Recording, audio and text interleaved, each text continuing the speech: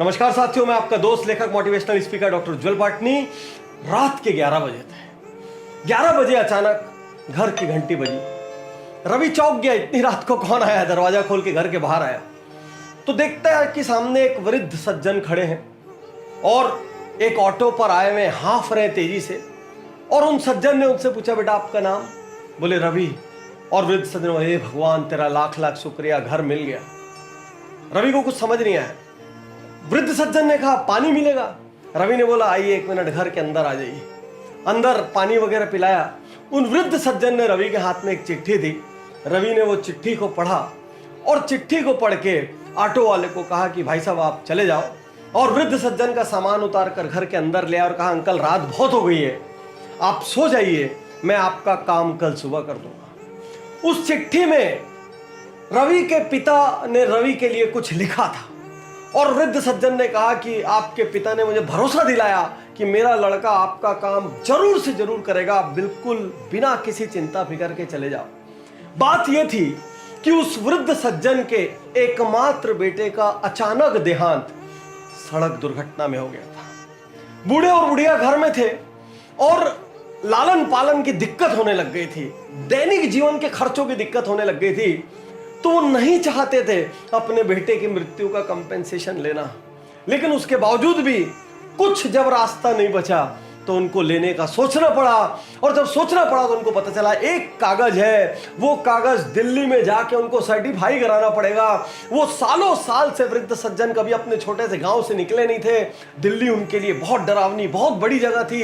इतने में उनके पुराने मालिक, पुराने बॉस ने अपने बेटे के नाम से एक चिट्ठी बना के दी कि जाओ मेरा बेटा आपकी मदद करेगा। अगले दिन सुबह अंकल उठे, उनको बढ़िया नाश्ता वाश्ता कराया, अपनी गाड़ी में बैठाया। रवि ने छुट्टी ली। छुट्टी लेकर रवि वो ऑफिस में गया। सारी मेहनत मशक्कत करके वो डॉक्यूमेंट फाइनली निकाल लिया।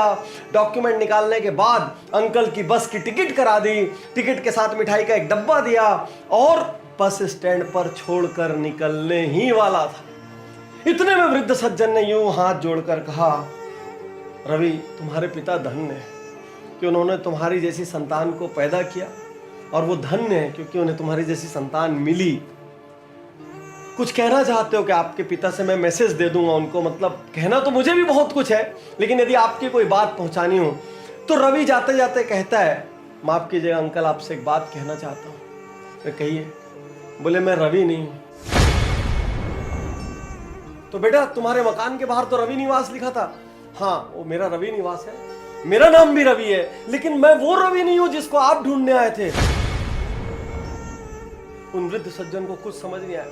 बोले अंकल जब आप रात को आए थे आप हाँफ रहे थे, लेकिन आपकी आंखों में उम्मीद थी कि उनका बेटा मदद करेगा। जब मैंने चिट्ठी पढ़ी तो मुझे मेरे पिता का ध्यान आ गया, जिनके लिए मैं जीवन भर कुछ नहीं कर पाया, और मैंने आपके वाले रवि को फोन किया।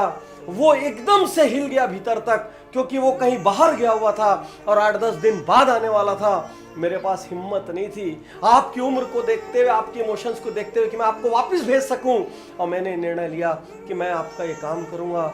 और अब उस वृद्ध व्यक्ति की आंखों से झड़ झड़ झड़ झड़ आंसू बहने लगे। बोले तुम रवि को जानते भी नहीं हो? बोले अंकल मैं नहीं जानता हूं, आपकी चिट्ठी में फोन नंबर था उसी से लगाया। तुम वो रवि भी नहीं हो? बोले नहीं मैं वो रवि भी नहीं। फिर भी तुमने मेरे लिए छुट्टी ली और इतना किया। कौन कहता है भगवान नहीं होते? कौन कहता है भगवान नहीं होते? कौन कहता है भगवान नहीं होते? कहते हुए बस में चढ़ गए और चले गए।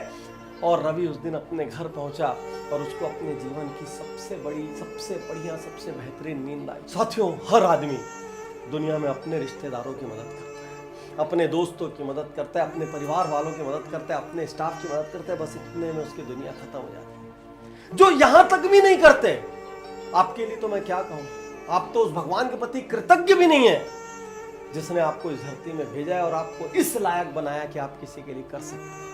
आज मैं हर वीडियो देखने वाले से कहना चाहता हूं, हर उज्जवल पाटनी यूट्यूब चैनल के फैन, फॉलोअर, सब्सक्राइबर से कहना चाहता हूं, जिंदगी में अनेक बार उनकी मदद कीजिए जिनको आप जानते भी नहीं है और आपको पता है ये मदद करके मेरे को बदले में कुछ मिलने वाला भी नहीं है।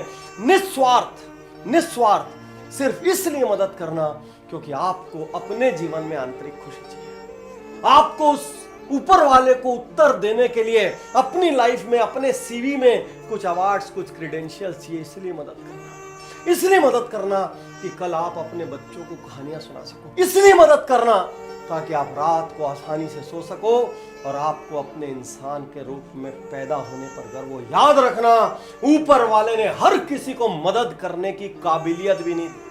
दुनिया में ऐसे हजारों लाखों लोग हैं जो चाह के भी किसी की मदद नहीं कर सकते, लेकिन यदि आप मदद कर सकते हो ना, तो समझना ऊपर वाले ने आपको वीआईपी बनाकर इस धरती पर भेजा। और आपसे ये कहना चाहता हूं, मेरे इस मिशन को भी आपकी मदद की जरूरत है। इस वीडियो को यदि आप 5 लोगों तक पहुंचाते हैं और उन 5 में से एक आदमी भी किसी अनजान की मदद करता है, तो उसके हिस्से का कुछ पुण्य आपको भी मिलेगा। शुक्रिया, धन्यवाद।